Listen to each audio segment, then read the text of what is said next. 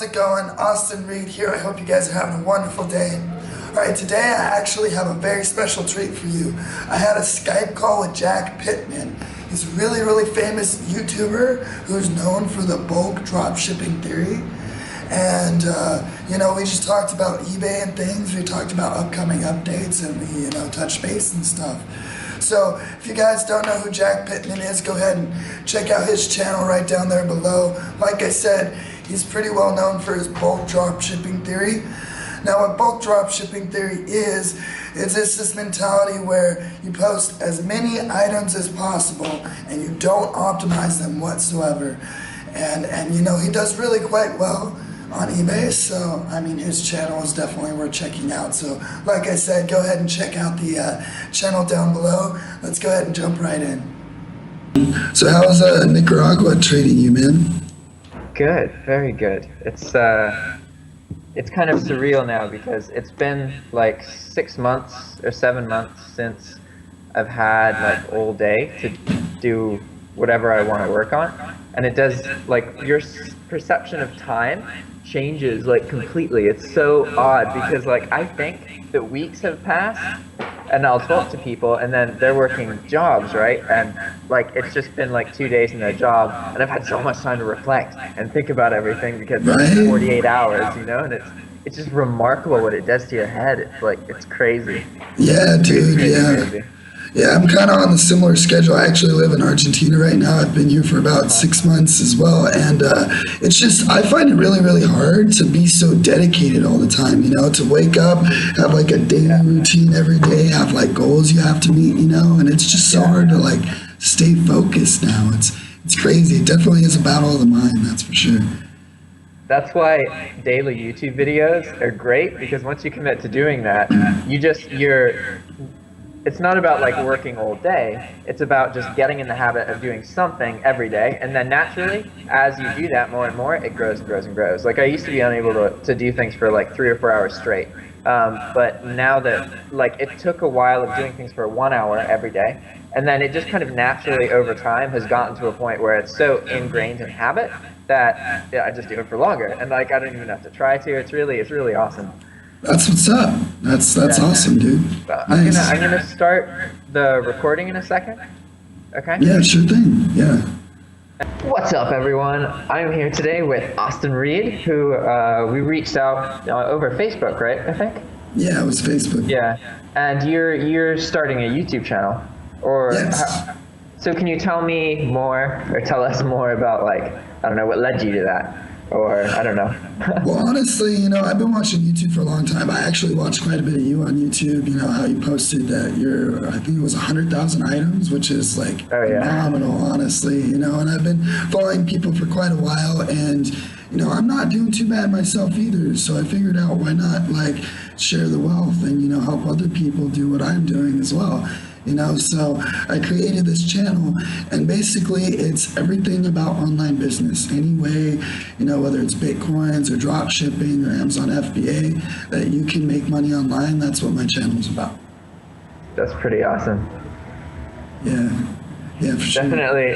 I think you will find that if you do it right and you really focus on sharing the information with people, then like most people cling to information, and that, like, while that keeps your information safe, you end up, like, it gets less and less and less valuable, and because you're clinging to it, your access to new information that's even more valuable from that is really hindered. So when you just give information freely, it creates this cycle that it like, I have learned so much more because I run a YouTube channel, and I do the same stuff I was going to do anyway, but just record videos about it, and people tell me secrets. They like, just, there's so many things that you can do way faster, and I don't have to figure it out. I just do a video and it happens, you know what I mean? It's so good to do videos about something. It just makes you develop in it so much more.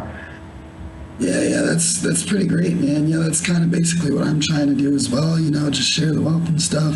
You know, I've been helping quite a lot of people on Facebook, and they really appreciate it and stuff, and I've helped a couple of my friends start drop shipping too, so I don't know, I figure why not, let's try it. Let's just make videos every day and see what happens, you know?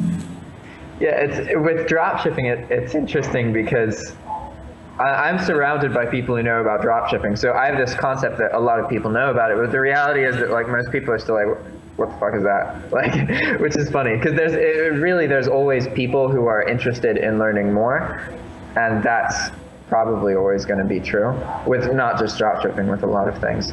But it was funny, you posted, so what that situation earlier that happened with the YouTube video where you got flagged. Yeah. That's hilarious because the video you posted is like exactly like most of the ones that I do, at least in its description and that kind of thing. Like it's not different from it, but I've never once gotten a flag like that. So to get that so early, I was like, no way, this has to be a mistake. That's wrong. That can't be right. Right. So what Jack is referring to is I actually posted a video of the top 10 ways to make money online in 2018, and YouTube flagged it in like 20 minutes. And then they pulled it, and then they gave me a strike on my account. I was like, what? So I actually went ahead and appealed the strike, and I actually got that video back earlier this morning. So that's pretty great. So it's all up now if you guys want to watch it.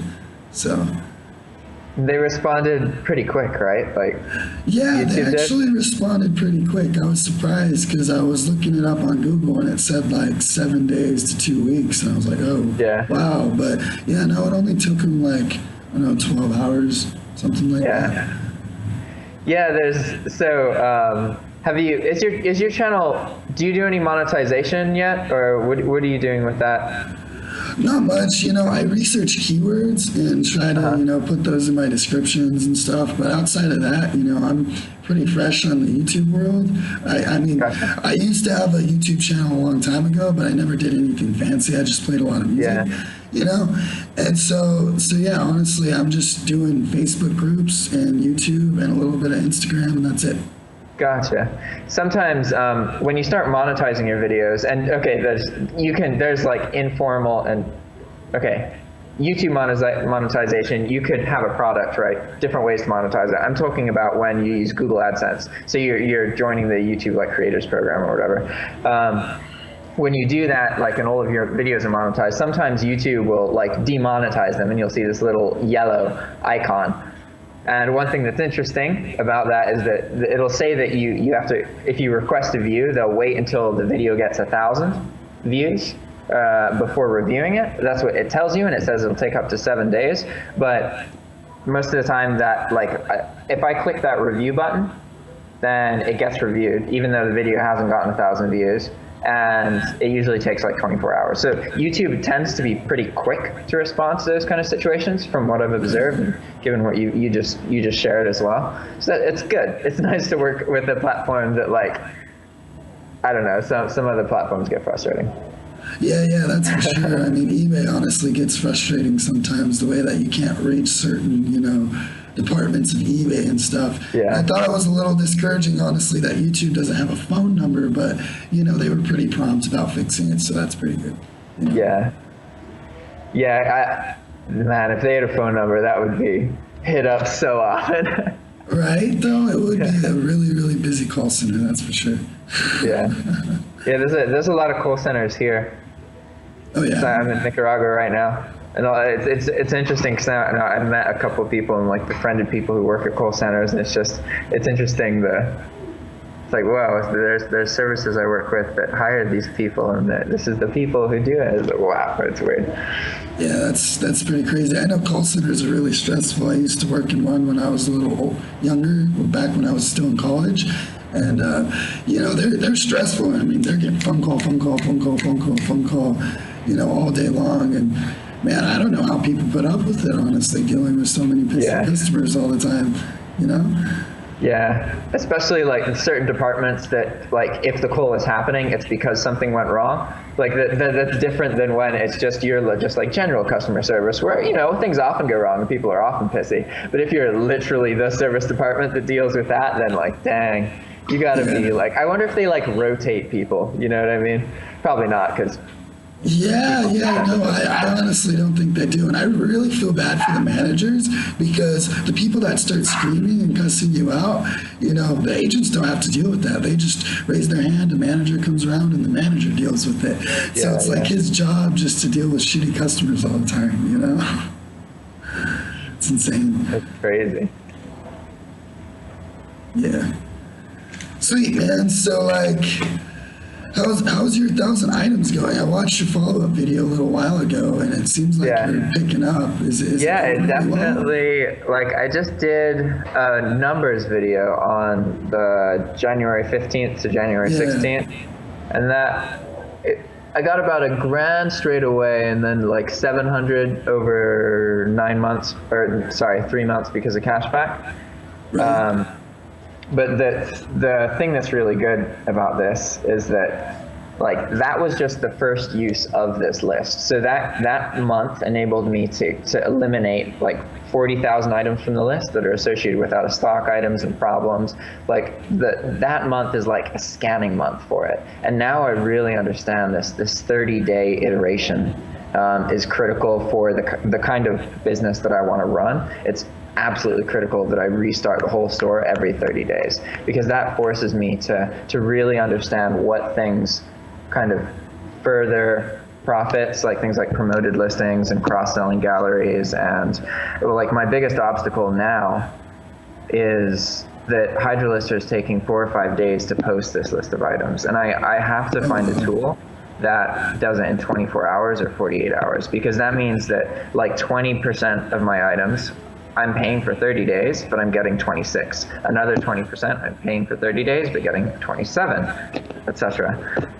So that's the biggest obstacle that I see at the moment. But given that, you know, I've eliminated a lot of the out-of-stock items, a lot of problematic items, I'm now using promoted listings, which I should have been using a long time ago, definitely. It's such a simple change that you can make, and it really does bring in more sales. And like, I'm only giving eBay an extra 2%, and I'm getting multiple sales a day from just promoted listings. So it's really good. Yeah, you should actually look into Python for posting your items. You know, Python's really, really simple programming language that you can start in like less than a month. And, you know, you can use it just to post right over to eBay if you know how to do it right. You know, it's not that difficult.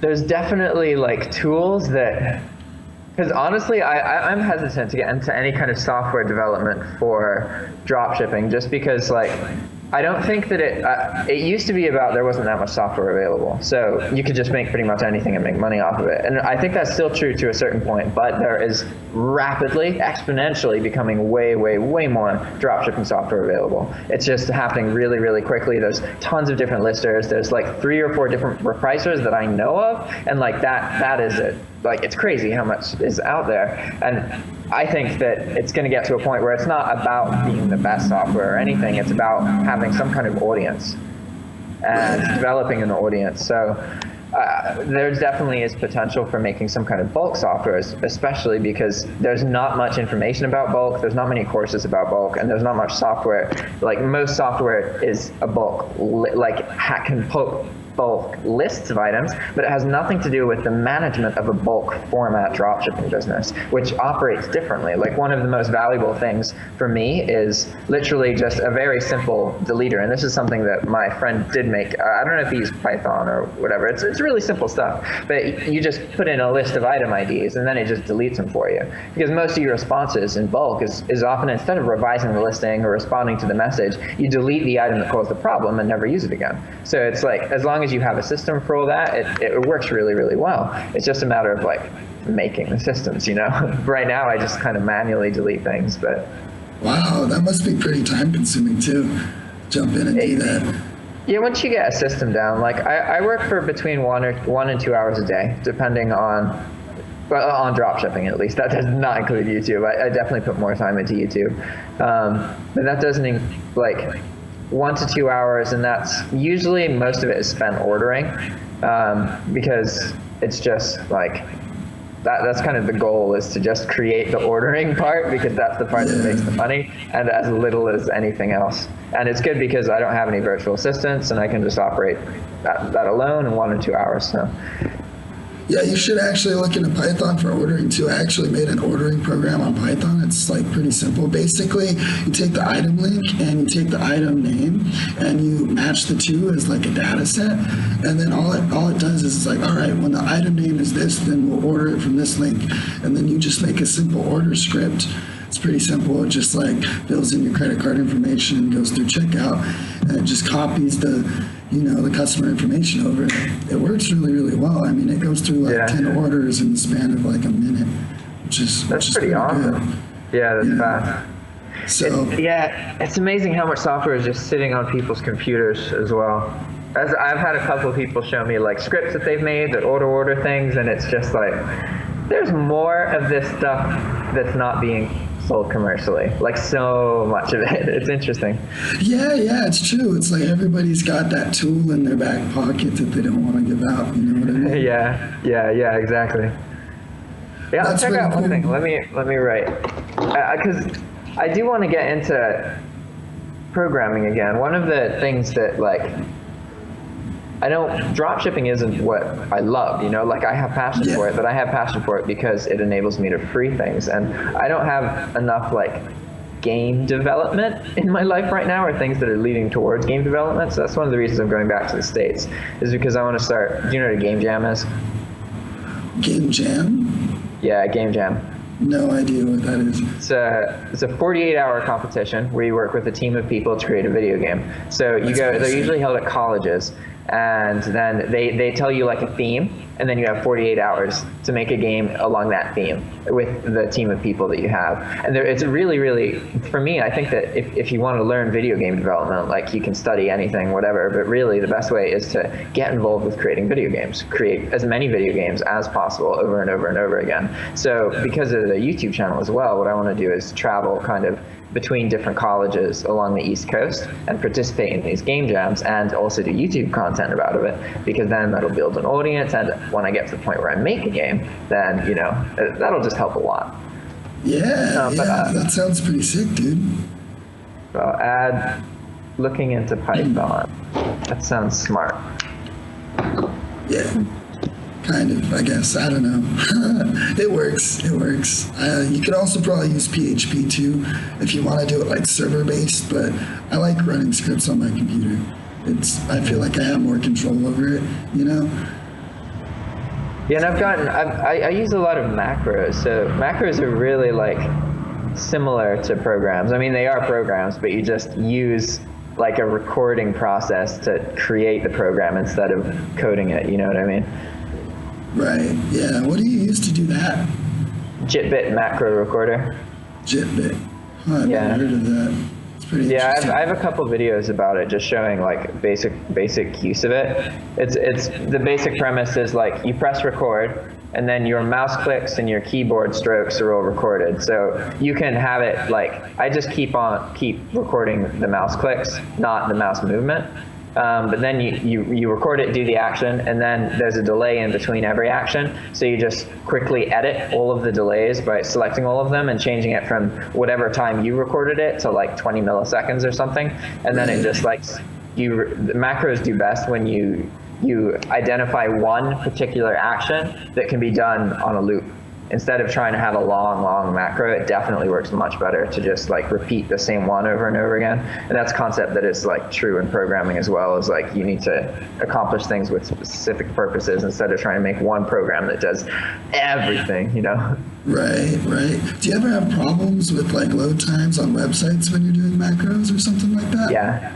Definitely. Yeah. That's the biggest thing, is that, so fluctuations in the CPU, and then also load times on websites. And so usually I won't use 10 milliseconds, I'll use like 20 or 30 milliseconds, but then there's certain points where you need to make sure that the macro waits long enough, even if it's lagging, you know what I mean? Because if you have to spend like 10 or 20 minutes making the macro, then you could have just ran it slower once properly and accomplish the task, you know what I mean? And normally, like, it used to take me a while to make the macros, but now I understand that it should take like 30 seconds to a minute to make the macro. Do it slowly, do it right, and then just, you know, go do something else while it operates, you know? Right, yeah. Go sip some tea or something. Yeah, exactly. So, did you ever pay off your insertion fees back to the... I did. Yeah. I did. So the...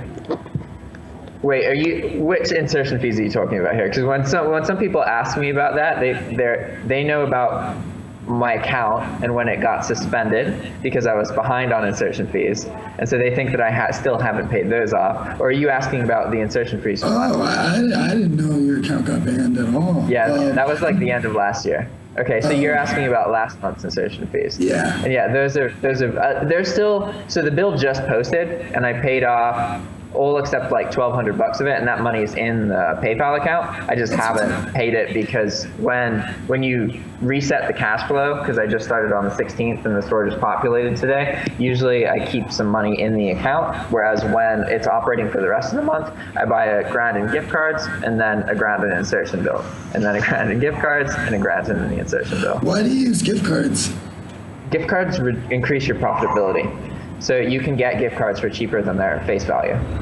Oh, I see. Well, I personally use cashback credit cards and miles reward credit cards, and that works pretty well for me. You can buy the gift cards with those credit cards, so you can stack it.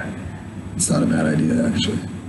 Yeah. So and that doesn't always. It depends on the retailer. For example, like some retailers won't allow you to use gift cards on, they won't allow you to get cash back on transactions that were funded with gift cards. Some will. Walmart will, which is what I use, but it kind of varies on each situation. But when it comes to purchase, if your credit card gives you some kind of cash back and you use that credit card to purchase gift cards, then usually you get the cash back of the credit card. Like I use a PayPal card and it gets like 1%, it's not much. But I get 1% back on the $1,000 orders I place for my gift card, so that makes them, I get that extra 1%. Yeah, I get like $100 at the end of the month or something like that. Yeah, exactly. It adds up. Yeah, that's pretty cool though, man. That's awesome. So you paid off your insertion fees, and so the bulk listing's going great. Then how'd you get such a big account like that? Did you just work it out over time? Yeah. Well, the thing I love about bulk listing is people judge it because it's like there's not as much information, so it takes longer and it's harder to get to the point where you're profitable, where you really understand it and how to get the system to work. But like, the act of bulk listing, one, makes your eBay account huge because you are always able to fill your account. It's not a matter of like posting the items in time, or like because you spend so little time posting items, you pretty much completely eliminate the time spent posting items, which is a huge part of an optimization business. And it's completely different. And if you operate a bulk business the way that you would operate an optimization business, it does not work. You have to think of it as this like completely different entity. But yeah, it grows accounts really quickly just because you can always max your limits, and account growth comes from eBay seeing that you're using most of your account. If you're only using a tenth of your account, why are they going to give you a better account, right? And it's easy to post like 10 optimize those things, maybe 100, maybe even 1,000. But what if you need to post like, your account can let you post 100,000 items? Like, you gonna optimize all of those? Obviously, you can actually work around that just by having really high default quantities, and that's a completely viable way to keep growing your account. So you can grow your account quickly with optimization as well, but a lot of people are hesitant about that. And yeah. Right. Yeah. No, I can see that, but that's super great that that's working out for you, man. It's awesome, dude. Yeah, it's definitely exciting. And I used to doubt things a bit more, and now it's just like there's a list of items that sell are in the list of items. It's just a matter of eliminating the other items. It's not a matter of like, is that possible? Of course that's possible. You just have to figure out a system, Right. Yeah, exactly. Do you ever have problems with out of stock items? Like, how have you not gotten banned yet for that? Because I know that eBay's pretty strict about that. So now I really don't get that many. And for a long time, I just didn't admit when I was out of stock. Recently, I've started doing that a little bit, but when an out of stock situation comes up, there's like 4 or 5 different ways that I could potentially handle it, and I try and spread it out as much as possible. But really, it's about, what I've learned is that it's not about your repricer. Your out of stock rate has more to do with the kinds of items you sell, the price points of the items you sell, and the margins that you are using. Because like, there's items that have demand, right? And normally, because we're drop shippers, we're selling items for more than what their demanded price is. We're just kind of skimming off the top of the interest in that item. As soon as you start getting closer to like the actual price of demand for the item, then it's way, way, way more likely to sell. People are way, way, way more likely to jump on it. So when you're using lower margins, you just experience many, many more of the issues that can happen when you're drop shipping. And also when you're posting more expensive items, that increases the chance that your item is unique in some way, and that it's like some kind of brand that people actually like the owner cares about. Whereas when you're posting cheaper items, Walmart's more likely to have like, you know, packs of 12 or 20 or 200 of them. They're less likely to run out of stock. And I find that like I run with ScrewGrid, I pay like $600 a month to ScrewGrid, or at least I did last month. And that the only time I get out of stocks, and it's more than like one per every 20 or 30 orders, is when I have lost track of ScrewGrid and it's ran out of credits. And that's with having all of my items cost at Walmart between $10 and $35. And also I eliminated, like when I first made the list of items, I had no way to know what was starting off out of stock. So the first month is designed to also you figure out what's out of stock and you remove that from the original list of items. So now that I've done that, I'm just inevitably going to experience less of them, because there is now a part of the process that eliminates out of stocks, whereas the first month that didn't happen yet. Right. Okay, so are you just going to do Walmart, or are you going to jump on other websites? I just use Walmart, but I source from Amazon, maybe like 10, 20, or 30%. It varies right now because I just started doing this recently. But whenever Amazon will sometimes sell the same products that Walmart's selling, and so when I get a sale, it was priced for the $6 of shipping from Walmart. So if I source it from Amazon, it's $6 cheaper.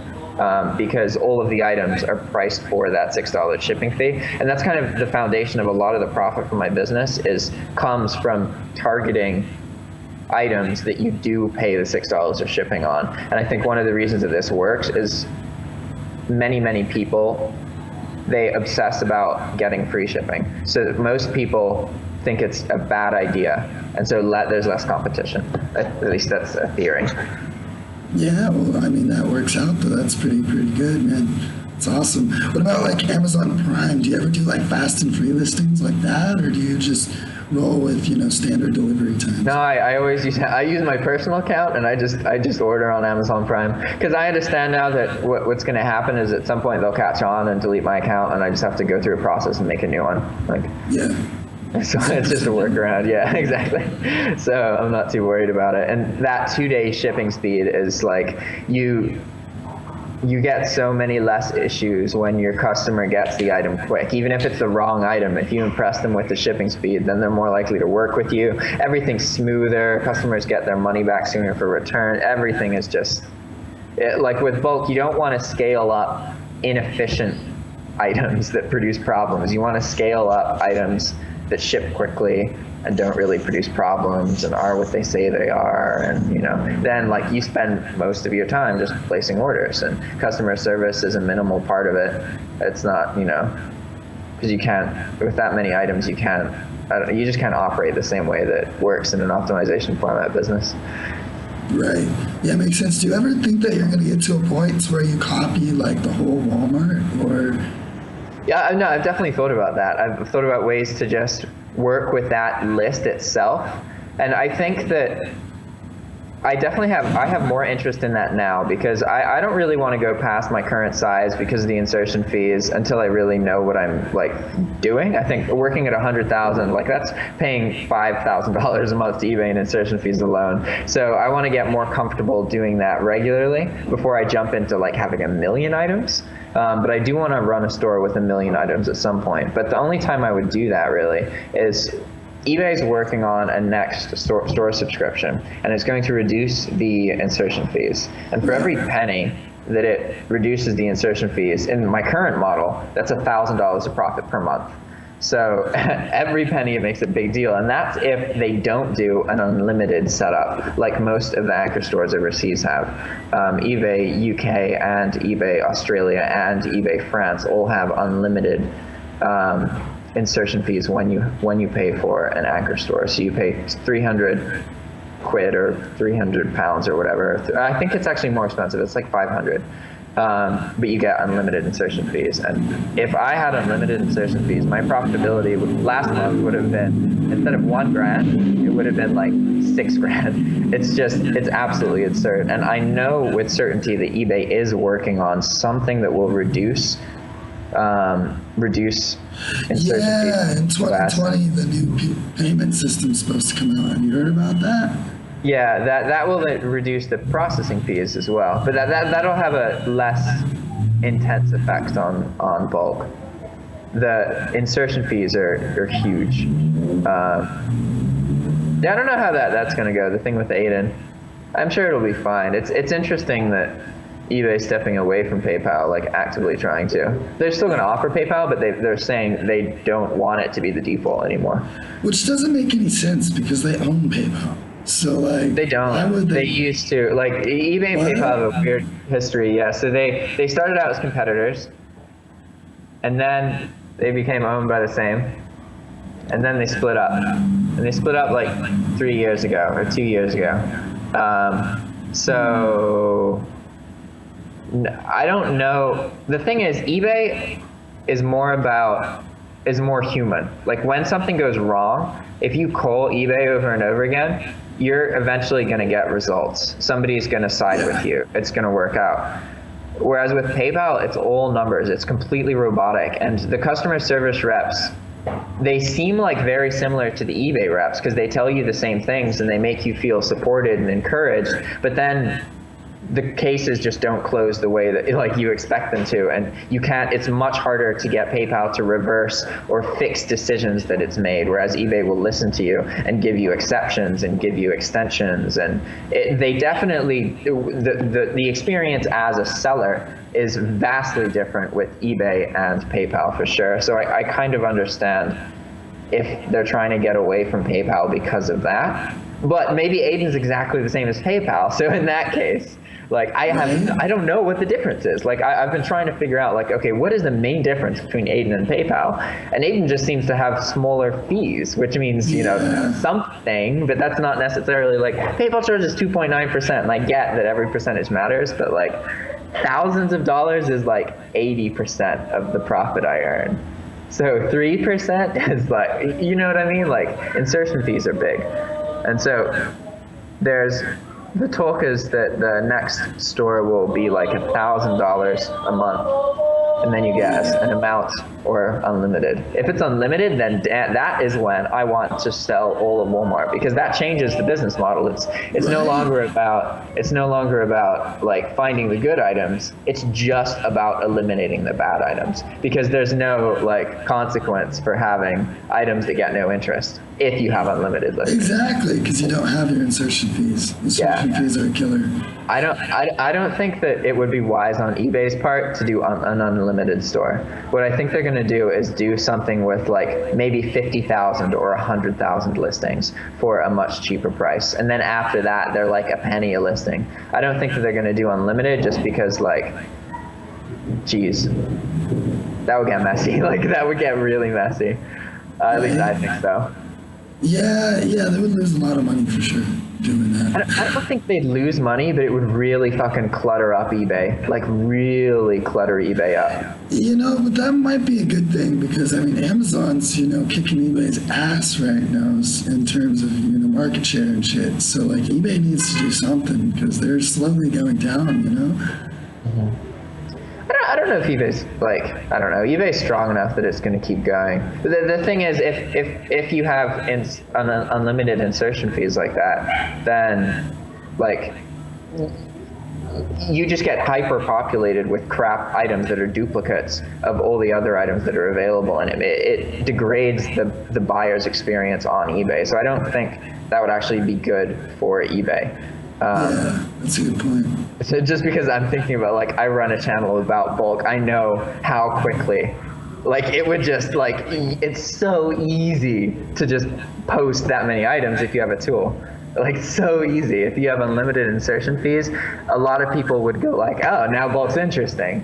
Like it would take a little bit of time, but geez, that would get so, like if people think that with the amount of drop shippers there are, that there's a lot of duplicate items, the second that it's incentivizing for people to bulk post, there will be exponentially more duplicate items. Not just like linearly more than there are now. Like the point where like it's genuinely hard to find items at the cheapest price because there are hundreds and hundreds and hundreds of them, you know, which is going to be really inconvenient to the buyer.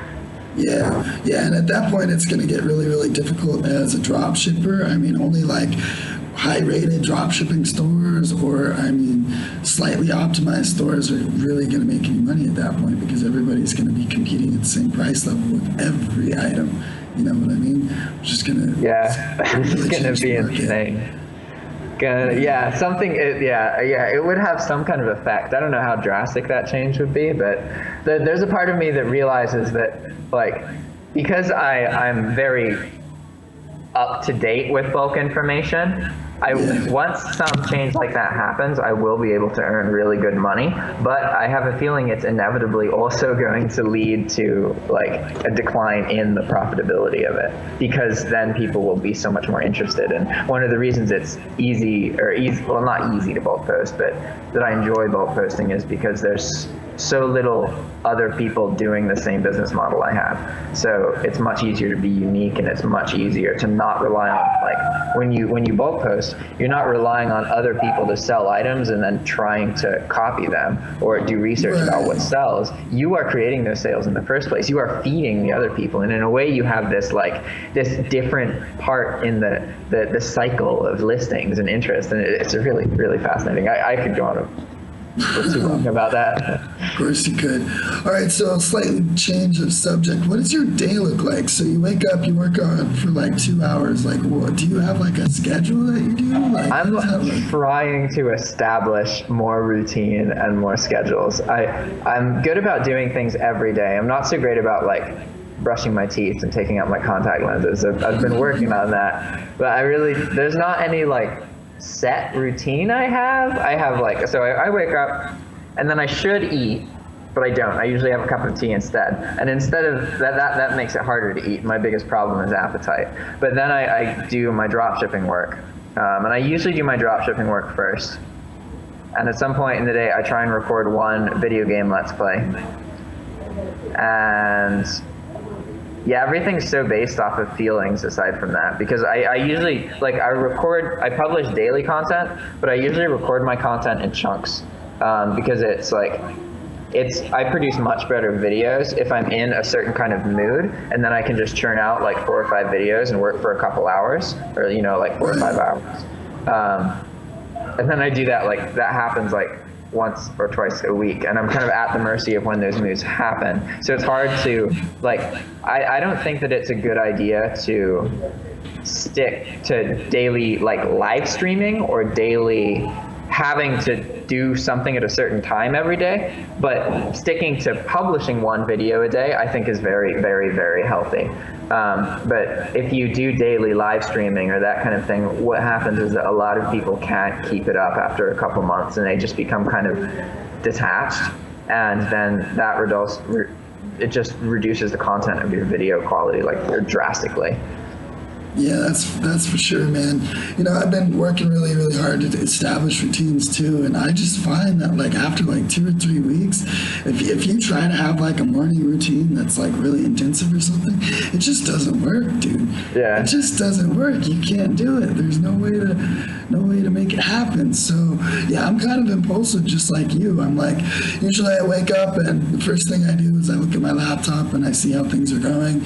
Yeah. And, you know, I'll eat and work out or something. Me. Yeah, you know, and then my day just kind of does its thing. Sometimes I work a lot, you know, 16-hour days, and sometimes I don't work at all, and I just, you know, sit there and play video games or something, you know. Yeah. I think it's like one of the best things about this lifestyle is just like when like I have this belief that everybody, it has the potential to exist as a genius. It's not about being smart, it's about living the life that allows you to spend most of your time doing things that you really enjoy. Because when a human does things that they enjoy, they just get so much better at it than if they're doing something because somebody is forcing them to. And most people, like in the world, do things because they're being forced to, or they think that they have to. So the second that you become a person that isn't like that, everything that you do is just like, it sets itself apart. It's like, you don't even have to try harder. You just have to live differently. And it's like, it just happens organically. It's amazing. Yeah, it's pretty cool. You know, honestly, I think it is really weird, though, that most people would rather go for the guaranteed hourly wage mindset than trying to, you know, do something on their own. Most people are so scared to just jump in, and because there's that uncertainty factor there, and they don't like that. They like, you know, security, and that's what they're taught, you know. And so, like, one of the things I'd like to do with my channel is I'd like to teach people that there is another way. You don't have to do that, you know what I mean? Yeah. But I mean, it's just so hard to like show people that. Do you have any like recommendations on how to like maybe open people's eyes with that, or just regularity and like regularity with your content and enthusiasm, I think, is the most important thing. Because it's not so much about like telling somebody something with words as it is about inspiring them to see that in themselves, you know? And that can be tricky. Right, okay, that makes sense. Interesting. Yeah, it's definitely something I'd like to see change in this world, though. I feel like there are too many, you know, business owners, or not too many, too little business owners and too many employees. And I'd like to see like a flip on that, see things be like more like a barter system kind of thing, where, oh, I have this thing that I do that creates value, and you've got that thing that creates value, you know? Yeah, it's, I was going to say something, what was it? YouTube, whether people do that or not. Man, I just lost my train of thought. I was going to make a point. Oh, don't you hate it when that happens? Yeah, especially on recordings, it's like, there's definitely an art to just like being like, all right, just gotta go forward, give up, go forward, and then you'll remember eventually. Right, something like that. Can't leave the silence, that's for sure. Yeah, silence isn't always bad, but it's definitely like, sometimes like for example, if you're talking consistently throughout a whole video, then people can sometimes kind of like zone out. So a period of short silence can help, that they'll be like, oh, something's different, and then what you say after that period of short silence can be received better sometimes. So silence has its use. It isn't good to just have a complete lack of silence, but there's definitely a point where it's silent and awkward, you know, and then it's just like, oh man. Right. No, I hear you. So you said you live with dropshippers, is that true? Or I used to live with dropshippers, and so what I said is that I've been around a lot of dropshippers. Like I originally came to Nicaragua to participate in an event where 20 people from all over the world lived together for 30 days, and the classification was that like you had to have some kind of online computer laptop income to be there. So I went there to record YouTube content, and then ended up staying or coming back to Nicaragua to live here for a while. Yeah, you like it? Is it beautiful there? Yeah, it's really cool. The trees and like there's volcanoes, and it's really, really beautiful. I'm definitely homesick now at this point, but I've been here for like, I sold everything. I just picked up my life and moved here. So it's understandable that at this point it's been like, I've been here for 8 months, I think, almost 8 months. In total, I'm leaving April 9th. And I'm doing my first YouTube meetup, which I need to get in the habit of talking about in these videos. But I'll be in Pittsburgh on April 9th. At a coffee shop, isn't it? Yeah, at Big Dog Coffee. And so I'm just saying that I'm going to be there, and hopefully some people show up, and if they do, then I'll make some videos. I think people will show up. I think it'll be pretty big, bro. I don't know about big, but I think that like maybe 2 or 3 people will show up, because a lot of people will say that they'd like to, but I know from experience that like most people don't do the things that they say. They don't follow through with the things that they say. And so, not in a bad way, everybody does that. I do that sometimes, but the number of people who express interest versus the number of people who actually show up is going to be different. Right. Yeah, no, that's true for sure. That's true. So is there anything that you like particularly miss about not being in the States, or? Yeah, there's two main things, and that's hot water and good weed. That would be, yeah. I still have not gotten used to because when I was in the States, I loved taking baths and I would read books. And I ever since I was a kid, I take really, really, really hot baths that I cannot stay in for more than 30 minutes because I'd get overheated, but it makes my heart beat really fast. And I love reading a book when my heart's like that because it's intense. I get more into the book. It's really, it's addicting. But that relies heavily on 1, a bathtub, and 2, hot water. And so those are things that you can definitely have here, but they're much, much more expensive in comparison to everything else than they are in the States. Like, it's pretty standard to have a water heater in your house in the States. Yeah. Whereas here it's not. It's just not normal. Like, having air conditioning isn't normal. Yeah, it's you can get it, but it's like getting an air conditioning unit is like a month or two's worth of rent. So it's like, how much is rent, by the way? $200. I rent a 2-bedroom house for $200. Oh yeah, that's cheaper than what I've got. I've got a 1-bedroom studio right now for $230, which is, I feel like that's pretty good. But yeah, I mean, you're definitely kicking my ass on that front. No, I mean that's still, we're both. I mean, compared to the people in the States who, in some places it's comparable, right? Definitely. But in most places in the States, okay, if you want a room, you're paying like $300, $500 for one room. If you want an apartment, $500, $1,000, $2,000, depending on where you are. So $230 for anything really that is a whole unit in itself is just like, most people view that as really cheap.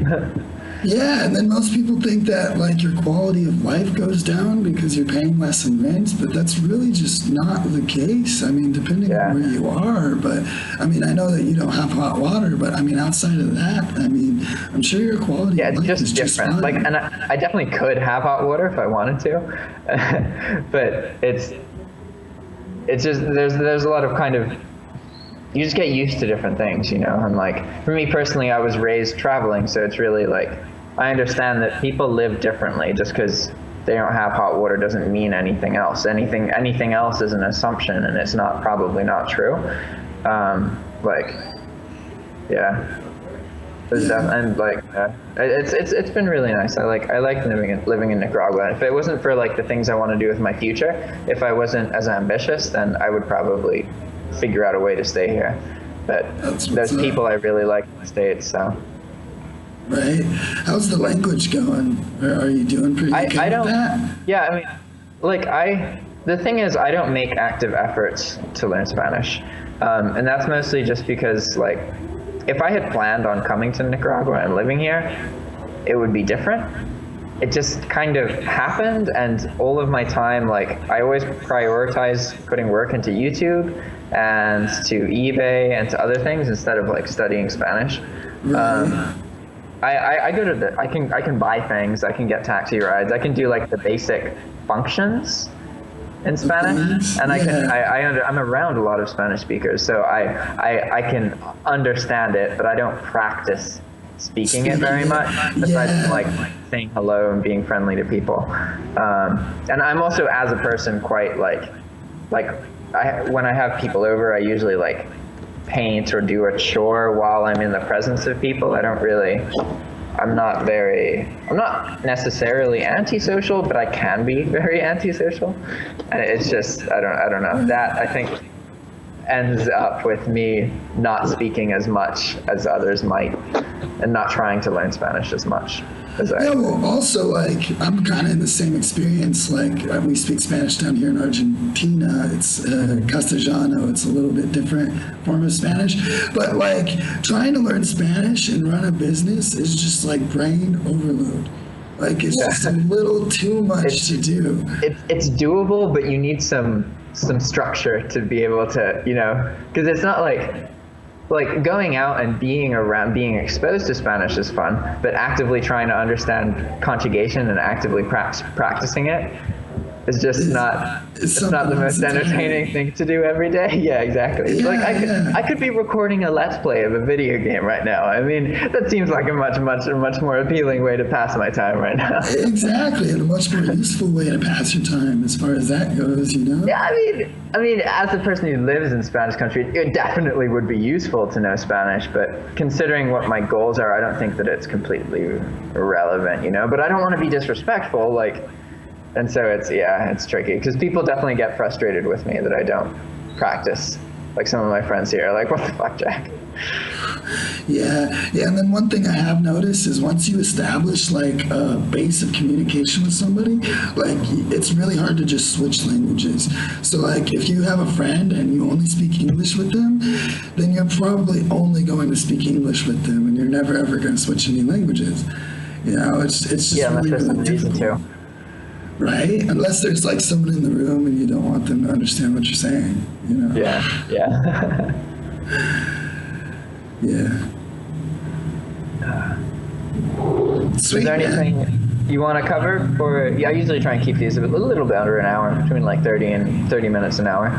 No, honestly, I think that this is a pretty great length, honestly. Let me know about the video editing, you know, maybe I can help you out, you know, try me out. Yeah, my goal with that is I want to produce an intense variety of different kinds of YouTube videos. And I've always focused on creating videos as daily routine in my life. I believed that was the most important thing for me. Now that is established. I make videos on a very, very regular basis. I make lots of videos and I'm much more confident about being able to articulate things. But what I want to do is have some kind of relationship with somebody where I work on some kind of episodic series and write like a script that I work on, and then like there's a lot of more professional YouTube videos that like when the person talks about a point, like I watch a lot of Anna Akana's videos, and I really like her videos. I don't want to do quite that level of professionalism just because it's like she has like a whole crew of people to make 2 or 3 minute videos, and it's like I don't want it to be that extreme, but I do like how like when she makes points or something, there's some kind of animation on the screen. And I also really like shows like Game Theory, where it's like the guy makes a script and then works with an animator to make the information he talks about more accessible through animations.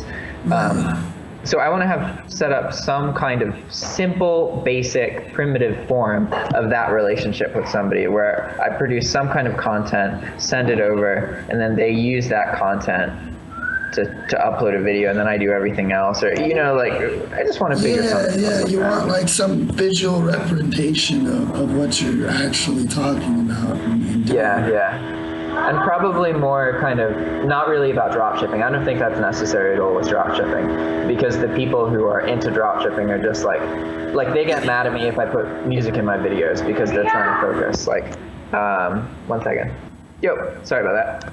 Yeah, no worries. What is that, your girlfriend? No, that's actually one of my girlfriend's friends. She lives across the street. Oh, I live with like this community of it's really cool. Like I got really lucky to meet the people I live around. Yeah, that's what's up, dude. It's awesome. Sorry, I got sidetracked. What were we? Something about video? We're talking about animations for your videos. Oh, yeah. So not for dropshipping videos, because I don't think it's relevant at all. It wouldn't be worth the time, because people who are interested in dropshipping information are going to pay more attention. They're going to like. It's better to just explain things without any kind of editing, because it's better to create more videos and show them more information than it is to spend time doing that. But for something that's more on like an entertaining and informative series, something to do with like video games, and I was thinking a lot about this last night, and like I need to be probably talking about the video game universes that I want to make, because it's really important to create a lot of content. And there's a lot of I put a lot of thought into video games, and I haven't talked about any of that on YouTube. And I definitely could do something about like explaining like how video games influenced me as a child and my experiences losing my father, and why that inspired me to create video games, and what exactly I'm trying to accomplish, what I've learned from particular games. And just, I know that I could easily make 3 or 4 videos with that, and bulk started because I had an Anchor store and was like, I could probably make 2 or 3 videos, and 700 videos later, like, you know. Yeah, no, that could definitely work out. Go for it, man. Realize your dreams. I know that's what you want to do with your life is videos, video games and stuff. So like, that's what's up, dude. Just go at it.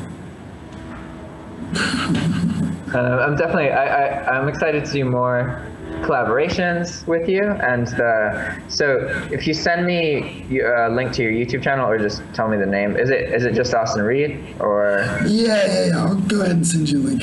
Okay, and then I'll put that in the description, so you guys watching this, that's Austin's channel, it's down there. Woohoo! All right, man, it was great to chat with you. Yeah, you too, man. Take it easy, be safe out there, all right? You too. Ciao. Yeah.